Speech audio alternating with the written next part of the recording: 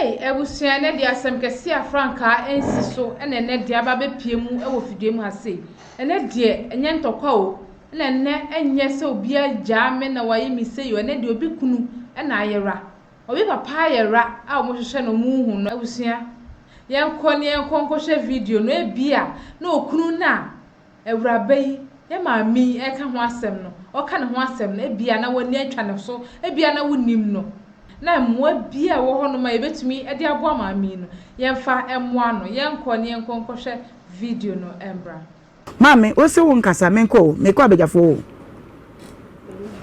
ha nana wo ba ha be yeden mpese meko ade wakum nipa o debi na dai ye friend say me hia nipa ne number nipa be o ye miku me pese ni number ne keke nanka mo bo na wa mo me nkoma me kunu me nim no ebi kwa no obi na etie no wonim no eno ana wani mre me de ni nua ba ko number wose wo pe no wose kunu hu no ye mo a ne hu no ye de wa ba ha so a wo say ka different thing eno ma munyesa Pokunu no way. Mary, ukunu no way. Ushia no way. Otu kwai. Se wa ba Ghana se o da so wa kontu mu. Okokro ben so abikwa no obi hwe ye no onim. Na o UK. Oko UK. Woni no wo ma. Saying ba ko. Woni na jaya ware ana. Pacha. Muja edi be saying.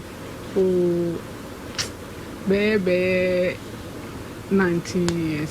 19 years. When in the banner won't feel saying? I found obey 21. 21. Now, Okwa Broche now tenenka. Me pachai. Or the same, Beman the same. Or the cabin. Cabin. Cabina. Nidiano. When in the warrior and Nidia only man. Nidiano. Spell mamma, Cobinana, they mean to say. It means spare you. What's say a bonnet say? Cabin. Cabina. Hello, Indian. Offering Ofi Western region. Western region. Nabusia forway. Or more for him. If you move or tap ready. Nabusia, and mamma the same. Mammy didn't there. Only it's not only a man, it's not the best and patcho. Man, shut down in antenna. I have none away and no call. Or call ye. So calling out in Kada. Minene kasa na number na me use phone say e na chepe no so ye intimi kotwa amabium inti na nsan na makwaje ne bla ba ko number eno so mi phone sheda nyi inti o kasa minti intimi ko fie o sanka me ko fe number mo amfa mame o ko hwan fie ko mo abusuafo ni inti abusuafo ni nimu eno man farmer adenti no man farmer inti na be ba ha senka mo bebo am nanka bra na ni nua ba ko na minya ne number nanka mo abusa no di inti na wo hwehwe no sisi am pese me hu di inti a wo hwehwe mpeso hwa akola no asakra no wadu say ko school wadu say o vas o university wa na wa hwe no wa ware ana me pa chan sese wa ware okay enti abusuafo ni nim sa woni omoba no ewo ba omo nim so omo na na wo ho omo sheda nim sa adenti a isa say mene na aware bakse ba be manye dani a se bia ni nua bia na ma me bi hu se ye ba no kabena wo se hwan no odi ni mintimi mo woni oba bi e friend Mary wo ba ekowo ye wo ha se tika ba ekwa obepe wo ba na na wo ye no wa ba wo beju na busu ni nim se woni wo ba omuni na de no mo pese om de number ne be ma mintimi nka ne bra na oje ne number no de say mpacho o de papechi papechi enzima fo okay dey enti no so omfa number ne ma o menti ase anu de mi phone enti no mi nya mi sane no number no me chere so okesa menti so by now use mi use yam na ofi ba ha se mi free takrade na wa fuka free takrade aba ba ri okunu na stylish papechi no friend no na ye mi sane hwe se obey woni no na den na koso na ye hunu nia because obi be free takrade se wo be hwe ne ba papa for so many years ni na won hunu na wo be hwe no de anu odin menim sa tomu dia entom anti dia na wo pese wo ka wo to nkra bia from se bi obi enim camera yi na ba hwe ne kasa me pese mi hunu ni number no na ne kesafa akola no okay ni din ne ma mi din ba bi o free chire ne bia ne obi hwe wo UK ne bia woni no o mu film nkrofo okay ne ma mi de se wo se ma mi ne de onim ne din ne papa nso onim ne din ne nua no a wonim ne din na ne papa chi no papa chi ne ye ubema ne de se kabena ni nua ne papa chi ni nua pa asami big mama kakakere na minim se stylish bit me amaye hu papa chi ko no ba ka je o se o tia sika akura de aba ebi ana enewi asena eketwa bi o ai kakra bi ebi kura na de o tie no no ne kabena yi netie enti na na wo kura wa ba TV zura tinka na wa ba TV su ye no kwa say ya bonus kase enti ya bom pa sen ke benya papa chi no na sa afun we de wo kasa ye kasa obeti nanka obi ana o de number na ma ebi say nipa de nipa nyira se nyame ado no ote asenko ade a obeti yanka ena ye station hanso de wiase nyina ebi kura wo kan na akwakopie ba bi na obi ehu so pese e be hem with TV so mame papa chi no stylish se wo friend no ofai otie no no a wo bo wudin se wo ba hwehwe wo nua ba ma no a wakatefo na dumfo no sesi ya ade na ade aye busua no menye o mo hwe tunkra from me because me bibi wo no mo amayehu bibi ani ho ba ma no ne wo obeto akoda ne din da bi me we no ni ha unni shia ye di science anyi sen bansa na otu kwan no etin fanta o meti no yen nan konfante fi de mente me pe de kanas ole wan fa mami twaso no nye de won fa pe mu de bra nyi sen bai na adana me kan fanti bia na mo yese ya ni en fanti ni na stylish na yese one fanti what it ni say ne ben na benyi no wen no nyi ho emi shi ampe na he one pe e ku pe e ma nyi say ne bai ti bo na manya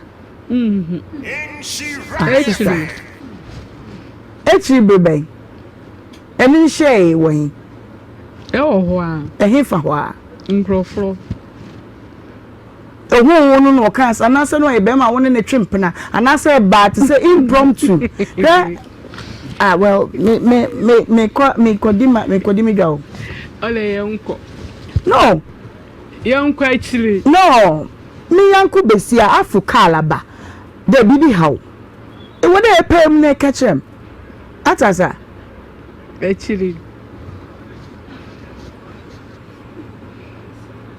Mary boko bibiaye is that far away oba way oh school be mu no oh tanoso school be na wo tanoso wa na odi no ko school no na woni in school no dey mi refi oye dey course oye business in dey bi minimum ano oko SS ana se oko university and oye business university wo ne ho kasen odi ne ko school omo je o say me yɛde komoje hostel omoje 4,000 university no wo say ewo hefa tano so ha so na we ne back campus ana Amsterdam yes sir okay all level saying 200 nti wo ba no onim ne papa onim no wonim no nso anti wo mo ho modern na amansa nyina hwe yeyi yewu kabna na akoda no da chinti won kasai mido nti no ode some year no mi ko fie no omo ama mi face nti na da ni nyina wanfa akoda no anko fie ho sei mo bai meni ne wo ba o meni na nyinsa ya wo wanko bo abusua na mane e chire na mi ko ho braba na be man hu se wonyem wanyima no wa hunu da wase mo ni menti ase Mary menti ase wa hunu da eti braba na ubo na mane se wo ne na wo ba Satam kram bona mane kra na kra no wanyini no wanya be say no be 15 years and I put it to use akoda no bia de ne ma be ma fofo bi Mary mami metimi akasa akoda no bia de ne ma be ma fofo bi na chile wadwen aba ho so se da bi oba ba hwe kabna no ko bi e wo bia kana mo bi wo ayetimi aboa wo sa it's simple ebi ana misusu se akoda no ye be ma fofo bi ba bata chire no na me hu se eye kabna ba nti mi pese me beri hwe no na me de ne baye de e chire no yes sir ti akora ho na tu ne din be ma na me ne wo no eti kwabena de wo ne no e da ba kopɛ no an kwa ni nchen biem e na odi hia be ma foforo nti se be ma foforo no we ho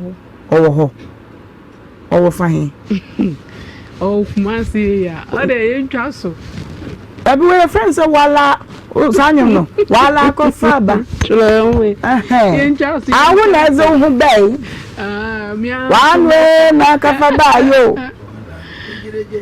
atasa ole mami ntwa so ye betwa do na so asemi ye betwa do e woda ye twa do e bi se akoda na o ka ho nti mami ntwa so se oho mpenti ma stimulus tin obe du sabri na so mo ho ka na chire na me de aba na o mu ye yi de na hu hia se no o mu betwe okay okay because na bema ba ko no wakasa wo mpa akura na o won kan hwe ene de ntina sa be rekobna ensem bebri ntila chire mi mu bla omu behunu ye friends bema we behunu sa akura na enye ne ban den no hu sa akura na enye bo ko e die ni wan ko e die ni okay den no hu sa wa ko e different akwa different wo manim ada ono ye kokko ole madam pacho mi anam de bai mo mi ntwa so share de any one de bai o mo mi ntwa so because e bana wo kan no asem no wo ye Ghana ni en se wa beto anum tuo sa akora no hu ne papa de ye beboa ne edie ne ara akora papa ba enti be ma no okumase ya no bona ma ne se o pese wo ba no de sei Odi Mavis Jane. Mpacha. Mavis Jane. Esi. Mavis Essien. Ti eko Amstex si ya ni bisa Mavis Essien. Oye business a ebe hu no. Ye pese ye boa wo for the betterment of akoda ne da chinti. Ti be ma kura na ususu se akora no eye ni akora ne ne ba no. Fa no bra ne nye die ne no na wotiri mu nya ofan wate. Ye be ye de achew. Why? What you say? Oh, see, mammy, and now I say, so Jay Breme, I share video no a buyer. Na sa, me cry low, me baba pie road. Nan yes, I cut a phone at chino. Nan yes, said you 3-4 and I chin a quaco see baby, a quack and yandua. Wait, dear. Abofran or wono, and no, when papa, or who bear my any dear. ɛna ɔba abɛsrɛ sɛ mpenifoɔ maame pene wane ne mpenifoɔ ɛmoa no sɛ na ɛbɛyɛ ɔbɛyɛ de ɔbɛhu bɛrima a ɔne ne nyinsɛn ɛwo abɔfra wei no sɛ na ɛbɛyɛ abɔfra ne so yanu mo fra da yɛ no so ɛbɛnya da ne bi wei di ɛyɛ asɛm de abusua tamitwuku yɛbɛyɛ hwehwɛmu sɛ wogye maame pene wane ne mpenifoɔ de sɛ wogye ɔmudi da sɛ ne yɛde nhyehyɛmu na yɛkɔ akɔyɛ no yɛde ho mmoayɛ ɛbɛbrɛw yɛde bɛba bɛsiw na so sɛ na ɛbɛyɛ wo so bɛhu abɔfra no ɛpapa ne bi papa a wayɛra yɛ kyɛse yɛbɔ hu dawuro no wo so bɛhu nipa kora wɔyɛ abusua da sɛ ne yɛbɛsan so ahyia ɛma remfi aha da so a Emergency Ghana TV like video no na share na subscribe ɛfa ma me medin ne na nakosi adepa da sɛ ne yɛbɛsan so ahyia bi abusua makra. Have you ever tried to buy something online only to get scammed, or have the seller waste your time? Or maybe you're a seller who spends hours preparing an order only for the buyer to cancel last minute? We get it. That's why we created Coplan, a simple, secured marketplace designed to protect both buyers and sellers. Coplan is here to end their frustrations with a reliable solution.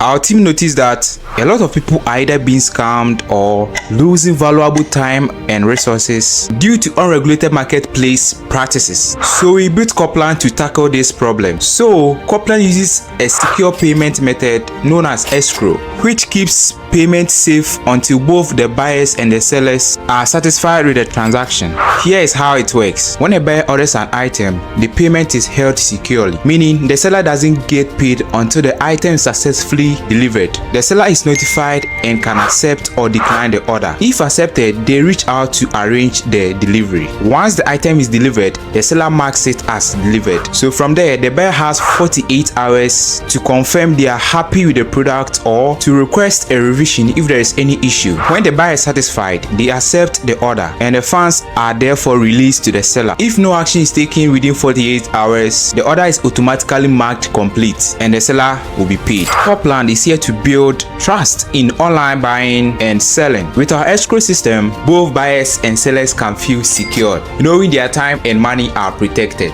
So why not try Coplan for your next online transaction? Visit us at www.coplan.coplantechnologies.com.